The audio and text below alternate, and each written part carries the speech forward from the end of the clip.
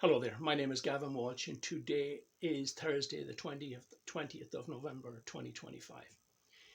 2 years ago, I believe it was November 26, 2023, which I think was on a Sunday, I wrote a piece about the uniqueness of the Middle Eastern state of Qatar and how it had a unique relationship with the United States and also Hamas. Now, Qatar at that point was home to the leaders of Hamas, but it was also home to a huge American airbase, the Al-Uaid airbase in Qatar.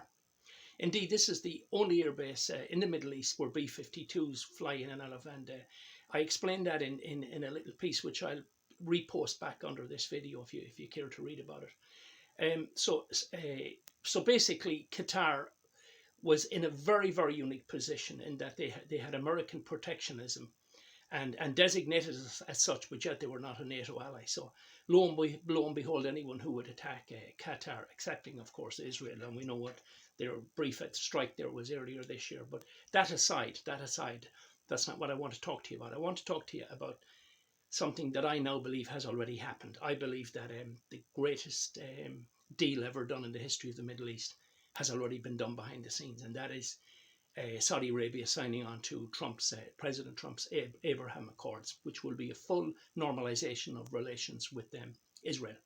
And of course, Saudi Arabia is the big Sunni power broker in the Middle East and a super, super rich nation. And as I already explained, where you don't have military, you can have wealth. One will buy the other. Last night, at a big pompous dinner event, Trump seemed to surprise Crown Prince Mohammed bin Salman of Saudi Arabia by telling him that he was now bringing them under under the United States umbrella of protectionism, another demi-protectorate state, shall we say.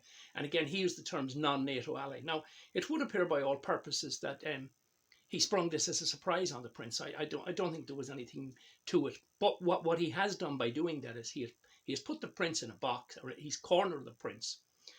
That when it comes that when he formally comes to, or informally, whatever way he's going to do it, that when President Trump comes to ask the Crown Prince of Saudi Arabia to sign on the Abraham Accords, he's going to leave him with no option. Now, the prince Saudi Arabia is already up for this deal, make no mistake about it. And if this happens, it will be, in my opinion, the most historic ever peace deal, certainly in our times, and in the terms of the Middle East, ever in thousands of years.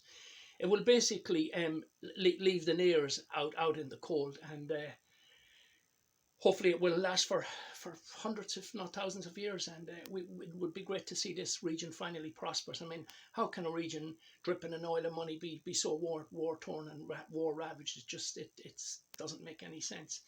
And from this, we will hopefully see long-term peace, which will flow from this, between Israel and the Palestinians. Wouldn't that be exceptional?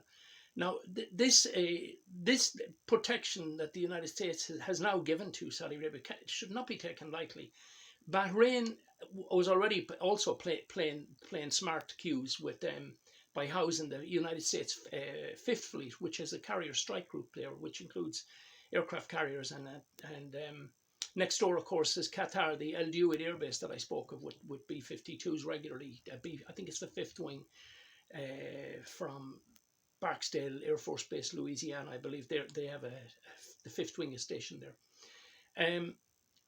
When Trump spoke about the dark cloud hanging over Saudi Arabia at last night's event, and I put a piece of that clip in, he was obviously referring to Iran, the menacing threat as they perceive it in the Middle East.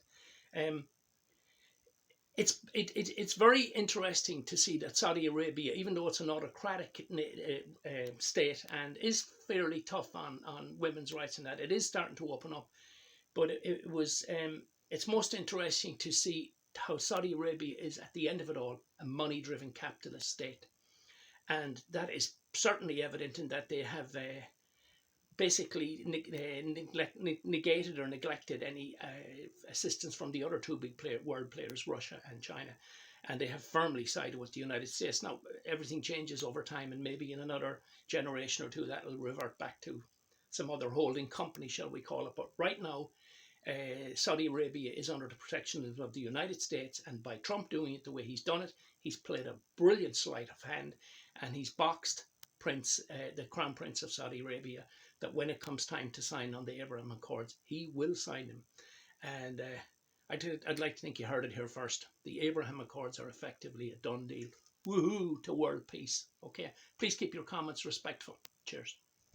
In terms of safety, Saudi Arabia has never been as safe as it is right now. You always had a little cloud over your head, and sometimes that cloud was very big. That cloud is not there anymore, and we want to keep it that way. So that's why tonight I'm pleased to announce that we're taking our military cooperation to even greater heights by formally designating Saudi Arabia as a major non-NATO ally, which is something that is very important to them. And I'm just telling you now for the first time, because I wanted to keep a little secret for tonight. I just heard him say, "Oh, that's nice."